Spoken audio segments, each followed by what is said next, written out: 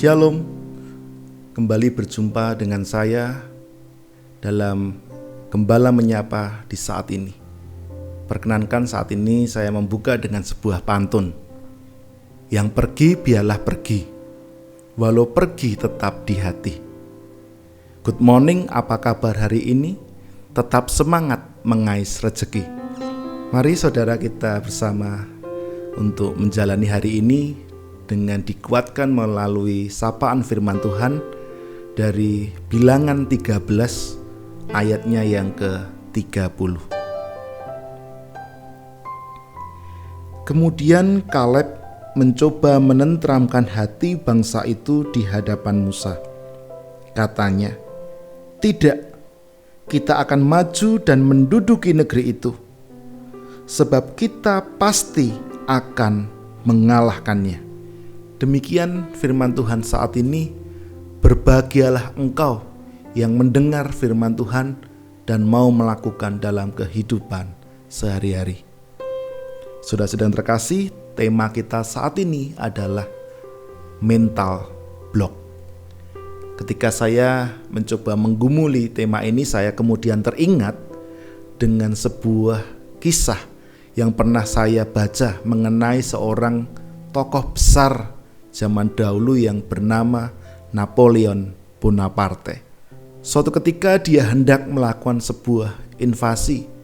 Napoleon memutuskan untuk menyeberangi Saint Bernard di pegunungan Alpen yang terkenal ketika itu dengan jalur yang berbahaya dan menakutkan.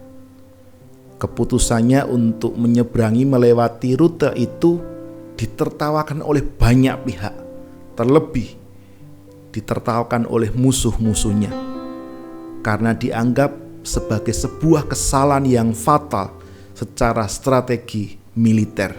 Mengapa?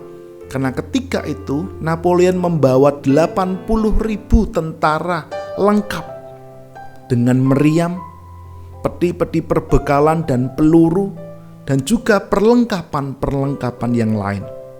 Napoleon Bonaparte tetap melaksanakan strateginya itu. Karena baginya ketika dia berhasil sampai di puncak itu, maka Perancis akan mendapatkan keuntungan yang besar untuk mengalahkan tentara gabungan Austria dan Italia. Dan singkat cerita, apa yang dilakukan oleh Napoleon Bonaparte berhasil. Dan karena keberhasilan itulah maka dia kemudian bisa mengalahkan tentara gabungan Austria dan Italia. Saudara-saudara yang terkasih, bacaan kita saat ini juga mengisahkan hal yang senada. Ketika itu bangsa Israel hendak menaklukkan tanah Kanaan. Oleh karena itu Musa kemudian memerintahkan 12 orang untuk menjadi pengintai, untuk mengetahui kondisi yang sebenarnya di tanah Kanaan. Dari hasil pengamatan 12 pengintai, 10 orang berpandangan negatif bahwa bangsa Israel tidak mungkin menaklukkan tanah Kanaan. Tetapi hanya 2 orang yang berpikiran positif bahwa bangsa Israel akan mampu menaklukkan tanah Kanaan. Kaleb dan Yosua membuktikan bahwa pandangan ke-10 rekannya itu adalah salah. Saudara-saudara yang terkasih, ada 2 macam kegagalan besar dalam kehidupan ini. Yang pertama, kita tidak tahan menghadapi situasi sulit, pandangan negatif, cemooh orang lain. Lalu kita kemudian memilih mundur alon-alon.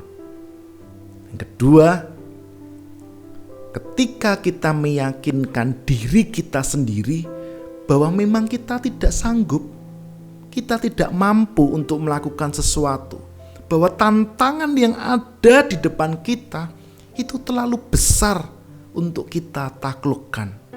Sebab jika kita mengatakan bahwa aku tidak bisa, secara tidak langsung kita telah membangun tembok kegagalan, mental block. Ibarat karo atlet, dia sudah kalah sebelum bertanding.